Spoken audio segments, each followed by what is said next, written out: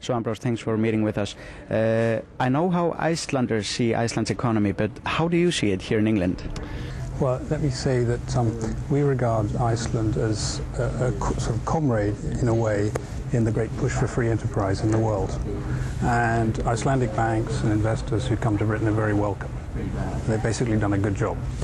But we're concerned that the whole thing has got out of control, that the country has become a sort of huge hedge fund or private equity group, that the foreign debts of the Icelandic banking system are about 8 times the size of the Icelandic economy, and that is potentially a big problem, because who's going to back up these banks if they get into trouble? Is the Icelandic Central Bank big enough to bail them out, to do what Britain did to Northern Rock, or what the Federal Reserve in America did with Bear Stearns? Do they have enough foreign reserves to do it? And we have these Scandinavian central banks agreeing together to provide 1.5 billion euros to back up the Icelandic Central Bank. I hope that's enough, because if things get really ugly, that's going to be tested. What you've done is exactly what a lot of British banks have done and the British hedge funds have done, is they used a lot of debt, they took on too much leverage at the height of the credit boom, and they made a massive amount of money, and they thought they were very clever, but in reality all they were doing was leveraging the final stage of the cycle. And I'm afraid that that's turned bad for anybody who's played that game, whether they're in America or Britain or Europe or Iceland. The problem is that Iceland did it on a bigger scale in proportion to their economy. So we were basically overestimating ourselves. Over-exuberant, over-optimistic, and you overplayed the credit bubble, in my opinion. Now, I don't doubt Icelandic people are very resourceful, very entrepreneurial. I'm sure they will get out of this problem. But the economy overheated. The inflation shot up to double digits. The central bank was behind the curve. It didn't act soon enough to choke inflation, and now you're seeing the consequences. You've had the Icelandic krona that's fallen, I think, 20 to 25% this year. That is now fueling an inflationary spiral. It's quite dangerous. The concern is now that the rating agencies, like Fitch in Britain or Standard & Poor's in America, could downgrade Iceland's sovereign debt. If that were to occur, it could set off a further leg of this downward spiral, and that would be quite dangerous. I think people need to be extremely cautious at this point. It's actually very good to hear that you think that we're going to get out of this trouble, but what will it cost us?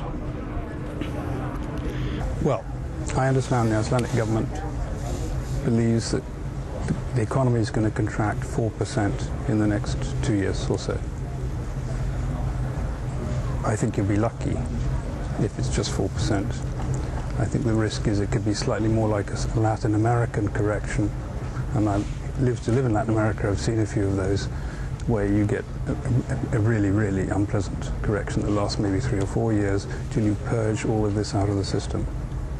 I think it all depends on how the global economy performs. If the global economy recovers quite quickly, what's called a V-shaped recovery, then I think you're okay.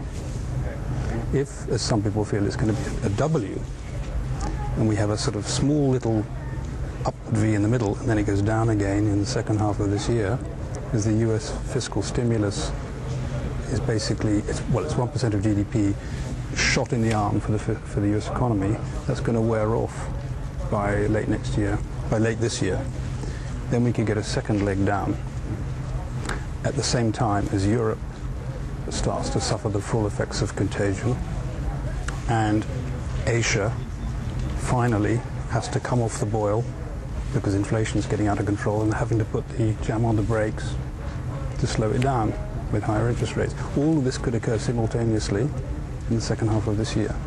So you have America going down again, Europe going down, Asia going down, synchronized global slowdown in the second half of 2008. If that happens, Britain's in trouble, and Iceland is even more trouble than Britain. Iceland has to be the most distressed economy in the entire developed world right now. And furthermore, it is the most indebted economy in the world, and one has led to the other. En þrátt fyrir að vera ekki of bjartsýnn hvað varðar íslenskt efnahagslíf segir hann að bresku blöðin hafi ef til vill verið of hörð við Íslendinga. There may have been a little bit of kind of tabloid news coverage in Britain when a lot of our high street names, big retail giants like House of Frasers and so forth were taken over. That's not serious. I think there's generally a very positive feeling towards Iceland in the city, and I don't detect any kind of anti-Icelandic feeling at all. Have we been too harsh?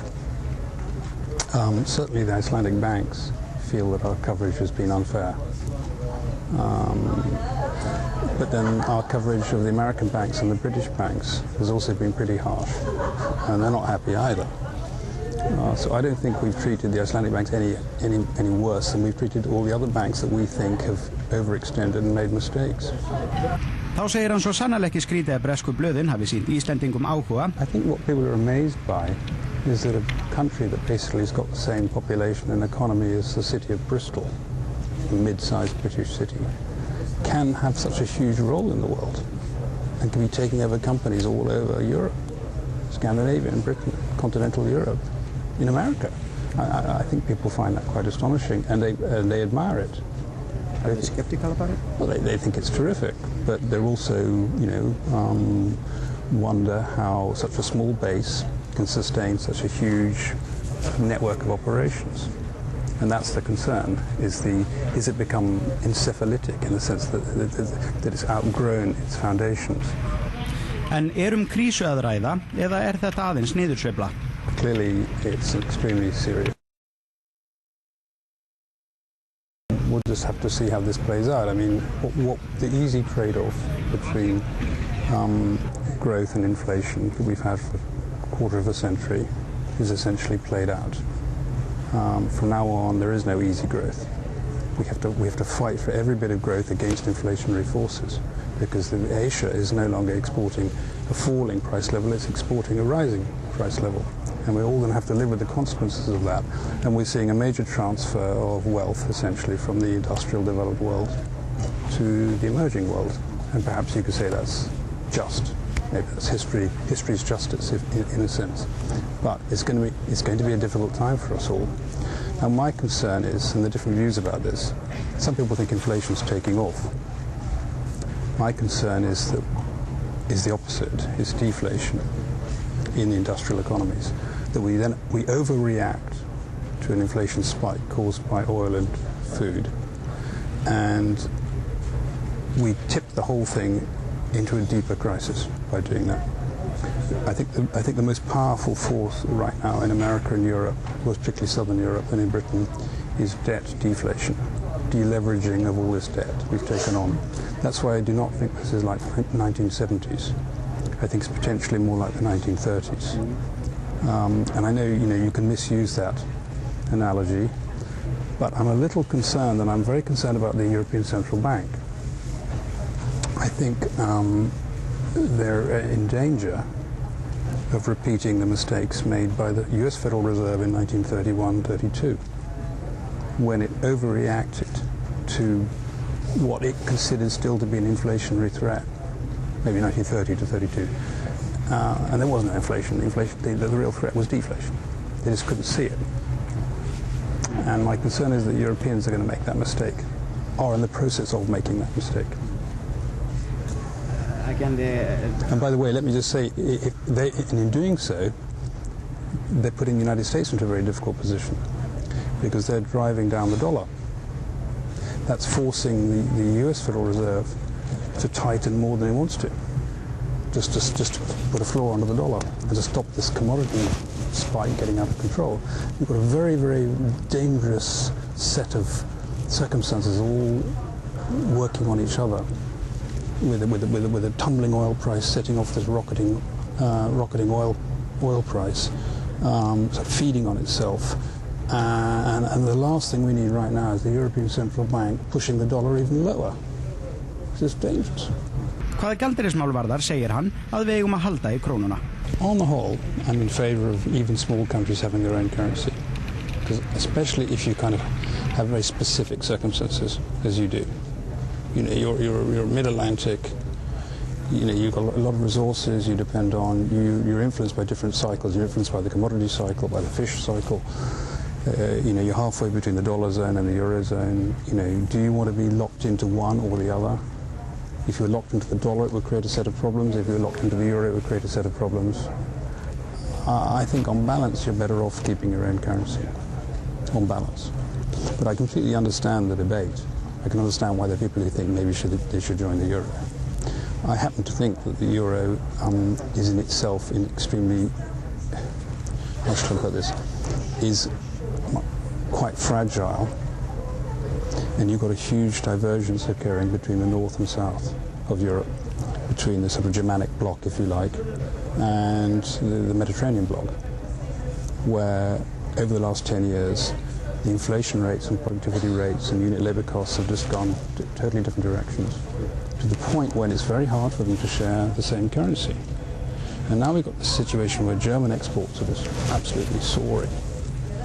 And yet Spain and Ireland, Portugal are going into recession and possibly severe recession. And they've got property booms that have gone to bust. And that is the danger of the euro system. The one-size-fits-all interest rate policy can, when things go bad, become disastrous for certain countries. En hvenær verður við komin út úr þessu ástandi?